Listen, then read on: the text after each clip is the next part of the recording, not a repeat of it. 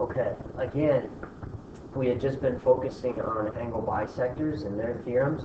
We're now going to take a look at how do angle bisectors relate to triangles.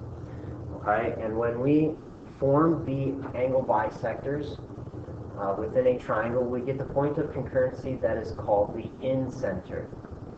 Okay, so there's a vocab word up there for you. I would also write this down, because this is quite important as well. The incenter is equidistant from the sides of the triangle.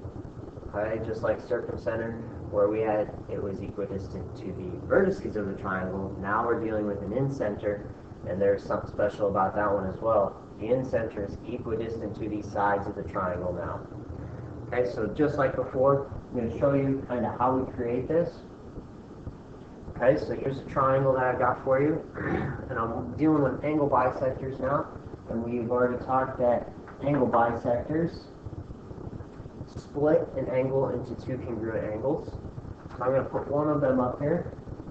You can see I split that angle into two congruent ones. Another one down there, point C is at, and then finally it's going to split A into two congruents. We again get a point of concurrency. That point of concurrency we're going to name D, and that point of concurrency we call the incenter again.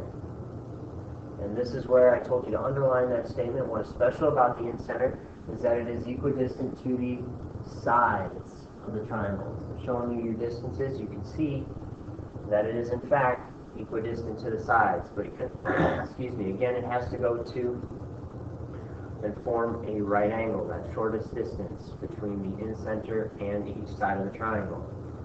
Just like the circumcenter, the incenter also forms a circle, but this time the circle is inscribed in the triangle. That's kind of the idea as to why they came up with the term incenters. Now the circle is inside of the triangle.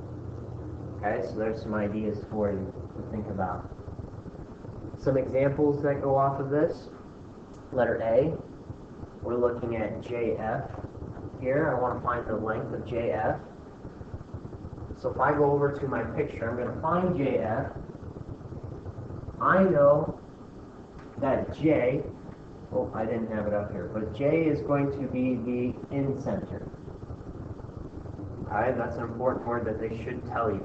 And we've already said that the incenter is equidistant to the sides. So JF should also be equal to JE and JD. So I'm going to put both of those in there.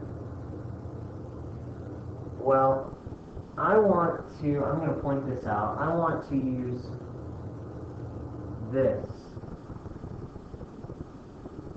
triangle in here.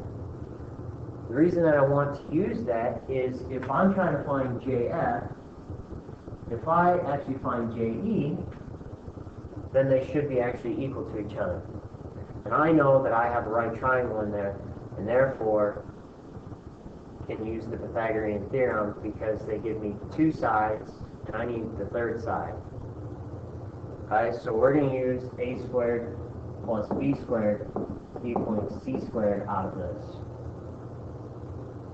Okay, so I'm going to say that one of my legs is x squared, and the other leg is going to be 12.